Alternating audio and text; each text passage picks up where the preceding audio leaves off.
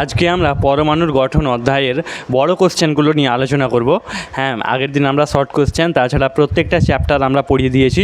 তোমরা ডিসক্রিপশানে একটা লিঙ্ক আছে, সেখান থেকে দেখে নিতে পারো। এবার চলো আজকের যে কোশ্চেনগুলো আলোচনা করছি। প্রথম কোশ্চেন, ডাল্টনের সূত্রগুলি লেখো, বা এটা হতে পারে যে ডাল্টনের মতবাদগুলি লেখো, তোমরা সেটা লিখো। তাহলে প্রথমটা হবে পদার্থের ক্ষুদ্র অবিভাজ্য অংশ হলো পরমাণু, এটা প্রথম মতবাদ। দ্বিতীয়, একই মৌলের ভৌত এবং রাসায়নিক ধর্ম একই রকম হয়। 3 নম্বর, ভিন্ন ভিন্ন মৌলের ধর্ম ভিন্ন ভিন্ন হয়। এবং 4 নম্বর, রাসায়নিক বিক্রিয়ায় মৌলগুলির স্থান পরিবর্তন হয়। তারপরে ইলেকট্রনের বৈশিষ্ট্যগুলি লেখো, 2 নম্বর কোশ্চেন। ইলেকট্রন ঋণাত্মক আধান যুক্ত হয়, এটা প্রথম বৈশিষ্ট্য। ইলেকট্রনের ভর বাকি কণাগুলির থেকে সর্বনিম্ন, মানে সবচেয়ে কম। ইলেকট্রনের আধান প্রোটনের সমান হয় এবং বিপরীত হয়। ঠিক আছে, এগুলো আমি ক্লাসে সব পড়িয়ে দিয়েছি, তোমরা সেখানে বুঝে নিবা। এবার 3 নম্বর, থমসনের পরমাণু মডেল কি? যে পরমাণুর মডেলে ইলেকট্রনগুলো গোলকের ভিতরে ছড়িয়ে ছিটিয়ে থাকে এবং ধনাত্মক আধানযুক্ত অবস্থায় থাকে, তাকে থমসনের পরমাণু মডেল বলা হয়। ঠিক আছে, এবার নিস্তড়িত পরমাণু নিস্তড়িত হয় কেন, মানে একটা পরমাণু নিস্তড়িত হয় কেন? কোনো পরমাণুতে সাধারণ অবস্থায় সমান সংখ্যক প্রোটন এবং ইলেকট্রন থাকে, তার ফলে ইলেকট্রন এবং প্রোটনের মোট আধান শূন্য হয় এবং নিউট্রন কণা নিস্তড়িত হয়। সেই কারণে পরমাণুর মোট আধান শূন্য, তাই পরমাণু নিস্তড়িত হয়। আলফা বিচ্ছুরণ পরীক্ষার পর্যবেক্ষণগুলি লেখো, মানে আলফা বিচ্ছুরণ পরীক্ষায় কী কী দেখা গেছিলো সেটা। সিদ্ধান্ত এবং আর একটা জিনিস আছে, তো সিদ্ধান্ত মানে যেগুলো তৈরি হয়েছিল সিদ্ধান্ত, আর এটা পর্যবেক্ষণ মানে কী কী লক্ষ্য করেছিল সেটা। তাহলে 1 নম্বর দেখো, বেশিরভাগ আলফা কণা সরাসরি সরলরেখায় পর্দায় ধাক্কা মারে, মানে যে আলফাগুলো জানো তোমরা বেশিরভাগ সরলরেখায় গিয়ে পর্দায় ধাক্কা মারে। কিছু সংখ্যক আলফা কণা সামান্য কোণে, এটা কোণে হবে, হ্যাঁ, বিক্ষেপিত হয়ে পর্দায় ধাক্কা মারে, মানে মাত্র কিছু সংখ্যক কণা সামান্য কোণে বেঁকে যাচ্ছিলো, দিয়ে বিক্ষেপণ হচ্ছিলো ওই নিউক্লিয়াসের কারণে।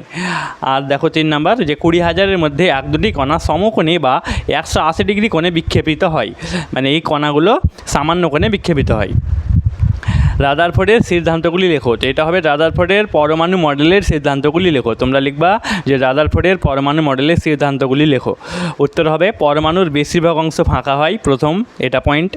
2 নম্বর পয়েন্ট হবে পরমাণুর কেন্দ্র থেকে দূরে ধনাত্মক আধান থাকে, মানে কেন্দ্র থেকে দূরে অবস্থান করে ঋণাত্মক হবে, হ্যাঁ, ঋণাত্মক আধান থাকে। 3 নম্বর, পরমাণুর সমস্ত ধনাত্মক আধান কেন্দ্রকে অবস্থান করে। রাদারফোর্ডের পরমাণু মডেল বলতে কী বোঝো? যে পরমাণু মডেলের পরমাণুর সমস্ত ভর এবং ধনাত্মক কণা নিউক্লিয়াসে অবস্থান করে এবং ঋণাত্মক কণা বাইরের কক্ষে অবস্থান করে, তাকে রাদারফোর্ডের পরমাণু মডেল বলা হয়। 8 নম্বর কোশ্চেন দেখো, রাদারফোর্ডের পরমাণু মডেলের ত্রুটিগুলি লেখো, মানে 2টো ভুল ছিল, ত্রুটি, সেগুলো কি? ইলেকট্রন আবর্তন করার সময় ধীরে ধীরে শক্তি বিকিরণ করে নিউক্লিয়াসে ধাক্কা মারে, অর্থাৎ পরমাণুর অস্তিত্ব থাকে না, এটা প্রথম ভুল। আর 2 নম্বর, হাইড্রোজেন পরমাণু নিরবিচ্ছিন্ন বর্ণালী পাওয়া উচিত, কিন্তু বাস্তবে বিচ্ছিন্ন বর্ণালী পাওয়া যায়, এটাও একটা ভুল ছিল। 9 নম্বর কোশ্চেন দেখো, আধুনিক পরমাণু মডেলের বৈশিষ্ট্যগুলি লেখো। 1 নম্বর, ইলেকট্রনগুলি তাদের শক্তি অনুসারে নির্দিষ্ট ব্যাসার্ধের কক্ষপথে ঘুরতে থাকে। 2 নম্বর, পরমাণুর কেন্দ্রকে পরমাণুর সমস্ত ভর এবং ধনাত্মক কণা থাকে। 3 নম্বর, পরমাণুর কেন্দ্র থেকে দূরে ঋণাত্মক কণা অবস্থান করে। এবার দেখো, এই যে কোশ্চেনগুলো দিয়েছি সবচেয়ে ইম্পর্টেন্ট কোশ্চেন শুধুমাত্র, তো তোমাদের যদি আরও অনেক কোশ্চেন দরকার হয় তোমরা কমেন্টের মধ্যে বলিও, এগুলো সবচেয়ে ইম্পর্টেন্ট কোশ্চেনগুলো শুধুমাত্র আমি দিয়েছি। 10 নম্বর কোশ্চেন, আইসোটোন কি? ভিন্ন মৌলের নিউট্রন সংখ্যা সমান কিন্তু প্রোটন সংখ্যা আলাদা হলে তাদের পরস্পরের আইসোটোন বলা হয়। যেমন অক্সিজেন 16 আর নিচে 8 হবে, হ্যাঁ, যে 2 লেখা আছে সেটা হবে না। আর উপরে দেখো নাইট্রোজেন 15 আর নিচে 7 হবে, 17 হবে না, 7। তারপরে নিউক্লিয় বল কি? এর বৈশিষ্ট্যগুলি লেখো।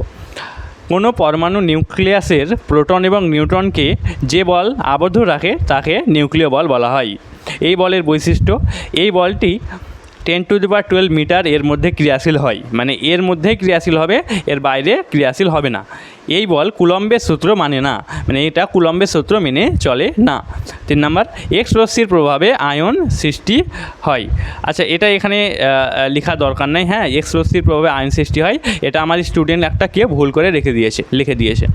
তারপর 12, কোন প্রক্রিয়ায় আয়ন উৎপাদন করা হয়? দেখো তাহলে প্রথমে লেখা আছে, দেখো যে পরমাণুকে উত্তপ্ত করে আয়ন উৎপাদন করা হয়, মানে পরমাণুটাকে গরম করলে সেটাতে আয়ন তৈরি হয়। 2 নম্বর, অতিবেগুনি রশ্মির প্রভাবে ইলেকট্রন অপসারিত হয়ে আয়ন উৎপাদিত হয় বা উৎপাদন হয়।